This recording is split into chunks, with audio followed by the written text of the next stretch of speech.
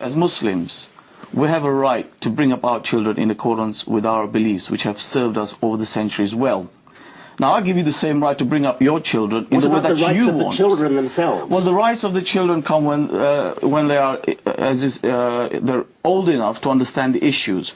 Until they get to that age, it's the parents' responsibility and duty. Do you teach them that apostates should be punished? You may not share that, but that is my religion. That is the way I've been brought up, and I bring that child into this world, I educate him, I give him everything. It's my right to make sure that I bring him, and I take issue with that. You think that it's wicked, well, that's your point of view. I know that's going to make him a better human being, and what's missing is, when you talk about faith, you don't look at what faith teaches. First and foremost, what faith teaches is that, listen, you're a human being, so respect your fellow human beings. And I think that's an important point that you don't want to discuss. What is the penalty for apostasy? That is the thing that you fail to discuss, and that's why you've got those prejudicial views about faith. What is the penalty for apostasy? What do you teach the children will happen to them if they give up the Muslim faith? Well, let's bring the debate back into Britain. What is the penalty for apostasy? I'll tell you what we will do, because we could go down this road a very long way, and it's obviously very important. Maryam Namazi was born in Iran before her family left in the wake of the Islamic revolution. You are part of the British Council of Ex-Muslims. I presume that you believe religious principles are not entirely helpful to developing moral values. No, I actually think that oftentimes religious principles are actually quite immoral, to be quite frank. And I think that if you look at examples where girls are sexualized at a very young age, for example, if you look at Islamic schools where they're forced to veil, where they're taught that they're different from boys, where they're not allowed to listen to music, where they're completely segregated, and many such examples like that. I think, in fact, if there is any good morality that comes out of even religious education, it's not because of religion, it's oftentimes despite religion, and it's the result of an enlightenment and a vast social movement for 21st century values that have had an effect on religion as well. Let me bring in, I will come to you in a moment. Let me bring in Mohammed Muqaddam in response to that. I don't want to misreport, but at Muslim schools, the girls are put into a position where they are diminished as human beings. Well, it's often the case where people are ignorant of what goes on in faith schools and Muslim schools. The fact is, our schools are run along a legal lines. They treat both sexes equally, provide them with the best opportunities. So it's often a case of people who have prejudices and ignorance. Maryam?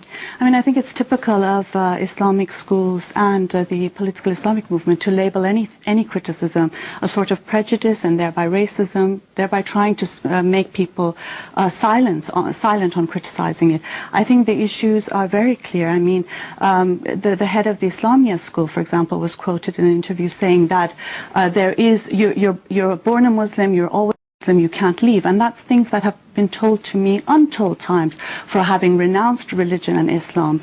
There is threats, there is intimidations. Just yesterday, a 16-year-old girl was killed by her father for refusing to wear the veil. I think Islamic schools very much do suppress and restrict girls. Dawkins, from your perspective, presumably you wouldn't be entirely opposed at all to the idea. I would be thoroughly in favour of education in the Bible as literature. You can't understand English literature without the Bible. You can't take your allusions. And that's an aspect of what the bishop was saying. Is absolutely right. This is a Christian country. Historically, it's a Christian country. You can't understand English history or English literature without a knowledge of the Bible. And by the way, I think I should say that the act of collective worship, I don't approve of it, but nevertheless, the Christian religion, especially I think the Anglican religion, is benign by comparison. If a child at the end of its school career wants to give up religion, the church will quite happily say, okay, go your own way. The penalty for apostasy in the Christian religion is not death. There is no penalty for apostasy at all in the Christian religion. The Christian religion is comparatively benign, and we should respect it as such. Richard Dawkins, does a God-shaped perspective or set of values do any harm to the way in which children should be taught at schools? Thou shalt have no other God before me, thou shalt make no graven image, thou shalt keep the Sabbath holy. What on earth's that got to do with anything to do with morals? That's the 10 Commandments, or at least 3 of them. It would be deeply depressing if the only way children could get moral values was from religion, either from Scripture, and God knows we don't want them to get it from Scripture, I mean, just look at Scripture, or from God, being intimidated by God.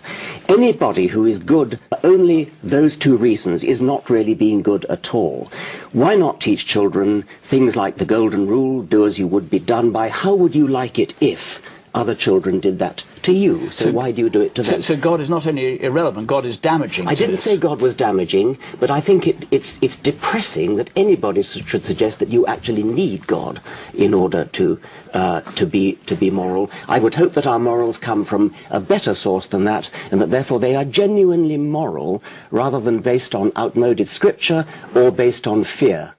Professor Dawkins said, if a child is born into a family given a certain religion, when that child growing up basically knows more about their religion, and as they grow up they learn about other religions and choose, and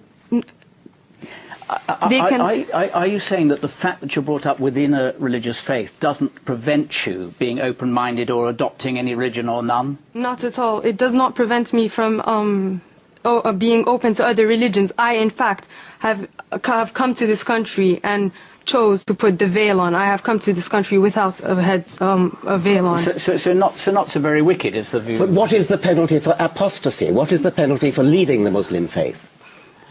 To be honest, I cannot back that point up. Dr. Muqaddam, what is the penalty for apostasy? And, before... We keep coming down this apostasy. Well, give us a quick answer on what is the penalty for apostasy, and we'll come on the audience way. You very well know, if it's an Islamic country, then the Sharia is very clear.